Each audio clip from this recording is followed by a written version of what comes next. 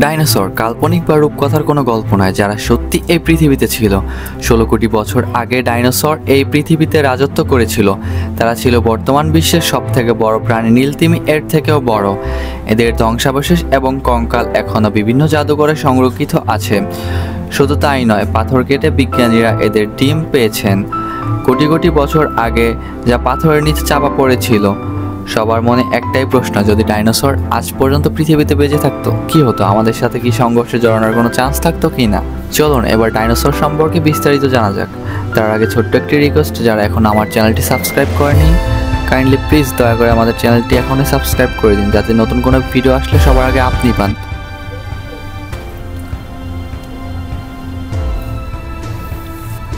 Dinosaur বলতে জনপ্রিয় ধারণায় একটি আধুনা অবলুপ্ত সাধারণ বৃহদাকার মেরুদণ্ডী প্রাণীগোষ্ঠীকে বোঝায়। এরা পৃথিবীর বাস্তুতন্ত্রের প্রাগৈতিহাসিক অধিবাসী এবং বৈজ্ঞানিকদের ধারণা এই প্রভাবশালী প্রাণীরা প্রায় 16 কোটি বছর ধরে এই পৃথিবীতে রাজত্ব করেছে। প্রথম ডাইনোসরের বিবর্তন হয়েছিল আনুমানিক 23 কোটি বছর পূর্বে। ক্রিটেসিয়াস যুগের শেষে প্রায় 6.5 কোটি বছর পূর্বে একটি বিধ্বংসী প্রাকৃতিক বিপর্যয় ডাইনোসরদের প্রভাবকে পৃথিবী থেকে সম্পূর্ণ বিলুপ্ত করে দেয়। তাদের একটি শ্রেণী কেবলমাত্র বর্তমান যুগে টিকে থাকতে পেরেছে বলে বিজ্ঞানীরা ধারণা করেন।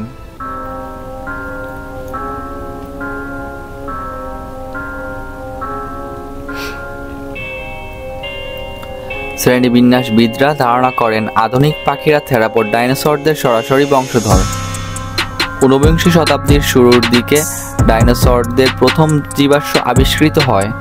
এরপর থেকে পর্বতগাত্র বা শিলায় আটকে পড়া থাকা ডাইনোসরদের কঙ্কাল পৃথিবীর বিভিন্ন জাদুঘরে আকর্ষণের কেন্দ্রবিন্দুতে পরিণত হয়। ডাইনোসররা বর্তমান বিশ্ব সংস্কৃতির একটি অবিচ্ছেদ্য অঙ্গে পরিণত হয়েছে। প্রধানত কোনো অবলুপ্ত ডাইনোসর প্রজাতির বিশাল আয়তন এবং তাদের সম্ভাব্য হিংস্র স্বভাবের দরুন তারা শিশু ও বয়স্ক সবার কাছে বিশেষ আগ্রহের বিষয়ে পরিণত হয়েছে। সর্বাধিক বিক্রিত বই এবং জুরাসিক পার্ক ইত্যাদি প্রচুর কাটতি পাওয়া চলচ্চিত্রে ডাইনোসর প্রসঙ্গ এসেছে এবং এ সংক্রান্ত নতুন যে কোনো আবিষ্কার গণমাধ্যমে বিশেষভাবে সম্প্রচার করা হয়েছে। সরাপোডরা ছিল বৃহত্তম ও সবচেয়ে ভারী ডাইনোসর। ডাইনোসরদের গোটা রাজত্বকালে ক্ষুদ্রতম সরাপোডরা তাদের বাসস্থানের অন্য যে কোনো প্রাণীর চেয়ে বড় হতো। আর বৃহত্তম সরাপোডরা ছিল বিশ্বের ইতিহাসের সর্বাপেক্ষা বৃহৎ স্থলচর প্রাণী। ইন্দ্রিকোথেরিয়াম সর্বকালের বৃহত্তম স্থলচর স্তন্যপায়ী প্রাণী। ইন্দ্রিকোথেরিয়াম সর্বকালের বৃহত্তম স্থলচর স্তন্যপায়ী প্রাণী প্রভৃতি দৈত্যাকার প্রাগৈতিহাসিক স্তন্যপায়ী সরাপোডদের পাশে আয়তনের বিচারে ছিল বামন তুল্য।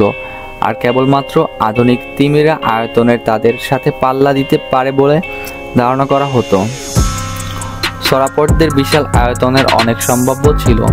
বিজ্ঞানীদের পক্ষে সম্ভবত কখনোই সর্বকালের সর্ববৃহৎ ডাইনোসর তথা প্রাণীর পরিচয় সম্পর্কে নিশ্চিত করে কিছু বলা সম্ভব হবে না, কারণ সমস্ত মৃত প্রাণীর খুব অল্প কিছু নমুনাই জীবাশ্মীভূত হয়, আর সমস্ত জীবাশ্মের অধিকাংশ মাটিতে চাপা পড়ে আছে।